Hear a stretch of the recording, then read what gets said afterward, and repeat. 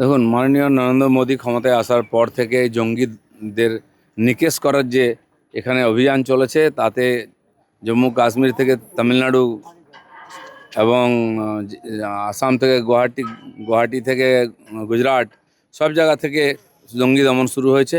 এবং দক্ষিণ ভারত থেকে আরম্ভ করে পূর্ব ভারত, পশ্চিম ভারত পর্যন্ত যে মাওবাদী টেরোরিজম চলছে, তাও শেষ হয়েছে। শেষ ঘাঁটি ছিল পশ্চিমবঙ্গ, যেখানে যারা ক্ষমতায় ছিল জঙ্গিদের লালন পালন করেছে। এখানে বাংলাদেশ থেকে ডেকে নিয়ে এসে থাকার জায়গা দিয়েছে। আজকে আমি যে নিউ টাউনে দাঁড়িয়ে আছি, এই নিউ টাউন একটা বড় ঘাঁটি জঙ্গিদের। সাপুরজি থেকে বহুবার টেররিস্ট বা গ্যাংস্টার, মিজোরাম থেকে পাঞ্জাব, সব জায়গার অ্যান্টি ন্যাশনাল, অ্যান্টি সোশ্যালরা এইখানে ধরা পড়েছে। আর এদেরকে কোনোদিন এদের মূল উপরে ফেরার চেষ্টা হয়নি। তো তাদের শেষ ঘাঁটি যখন ধ্বংস করা হচ্ছে, ওরা কিছু না কিছু রিভেঞ্জ করবেই। সেজন্য সরকারকে সাবধান থাকতে হবে, কেন্দ্রীয় এবং রাজ্যের সমস্ত গোয়েন্দা এজেন্সিকে সক্রিয় থাকতে হবে, নজর রাখতে হবে। খালি নেতা নয়, সাধারণ মানুষের জীবনও খুব মূল্যবান। একটাও যেন জীবনহানি না হয় জঙ্গিদের হাতে, সে ব্যাপারে সতর্ক থাকতে হবে। সাধারণ মানুষকেও একটুখানি সতর্ক থাকতে হবে। শেষ কামড় দেওয়ার চেষ্টা করছে ওরা পশ্চিমবাংলায়, কারণ রাজনীতিক আর ছাতার তলাতেই এরা বেড়েছে। সেই ছাতাটা আমরা সরিয়ে নিয়েছি, সেই জন্য তারা কিছু রিভেঞ্জ করার চেষ্টা করছে। আমার মনে হয় পুলিশ প্রশাসন, গোয়েন্দারা খুব সতর্ক আছেন এই ব্যাপারে। কি রে, তোর বেশ র্যাশ হয়েছে দেখছি। হ্যাঁ রে, কি করবো বলতো, র্যাশগুলো কিছুতেই কমছে না। অনেক কিছু ইউজ করলাম তবুও কমছে না। তুই এম্বার গৌরীদেবী হসপিটালসে দেখাতে পারিস, ওখানে ভালো এক্সপিরিয়েন্স ডার্মাটোলজিস্ট আছে। গৌরী দেবী হসপিটাল, রাজবাঁধ, দুর্গাপুর।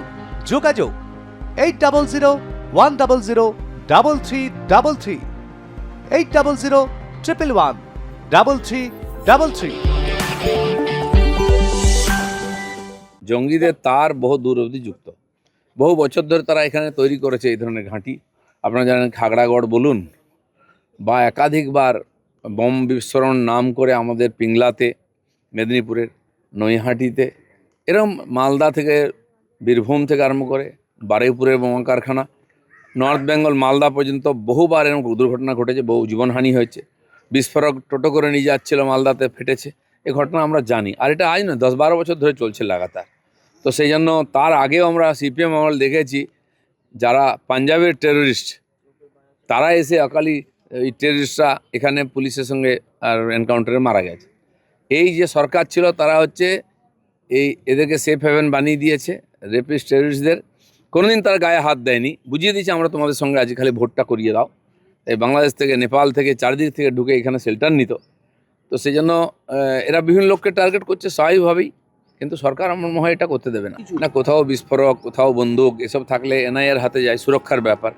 তো সমস্ত এজেন্সিকে সক্রিয় করতে, এর আগেও এনআইএ বলুন বা এই ধরনের সংস্থা এখানে সক্রিয় হয়েছে, তারাই খবর দিয়েছে। রাজ্য পুলিশ, সিআইডি কখনো ব্যবস্থা নেয়নি। গ্যাংস্টার ধরা পড়েছে, মিজোরামের টেররিস্ট ধরা পড়েছে, কেন্দ্রীয় সংস্থাগুলো, গুজরাট পুলিশ এসে এখান থেকে তুলে নিয়ে গেছে, মেরে নিয়ে গেছে, মহারাষ্ট্র পুলিশ এসেছে। এখানকার পুলিশ কখনো সহায়তা করেনি, এদেরকে জানায়নি, কারণ জানালে এরা তাদেরকে লুকিয়ে রাখবে। এই জন্য এরা বলেছে আমাদের এখানে ঢুকে চলে যাচ্ছে, আমরা বুঝতে পারছি না। টেররিস্ট এলেও বুঝতে পারতো না, অন্য রাজ্যের পুলিশ এলেও বুঝতে পারতো না, এরকম প্রশাসন ছিল। তো তার তো কিছুদিন চলবে। যে আধুনিক ব্যবস্থাকে কাজে লাগিয়ে টেররিস্টরাও খুব সফলভাবে এগুলো করার চেষ্টা করছে। আপনারা জানেন, সেই যখন টয়েন টাওয়ারকে ভাঙলো আমেরিকায়, তখনও এ ধরনের ইঞ্জিনিয়াররা তার পিছনে ছিল, আটাকে ট্রেন্ড করা।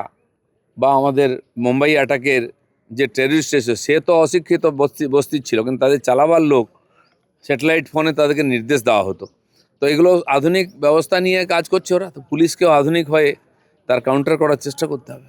যে ক্ষুদিরাম টুডু, তিনি সমাজ মাধ্যমে জানিয়েছেন যে তার সাইট হ্যাক হয়েছে, যেন কেউ টাকা পয়সা না দেয়, এইভাবে সাইবার অ্যাটাক। আমি বলছি তো, হতে পারে, এগুলো সব কিছুই সম্ভব।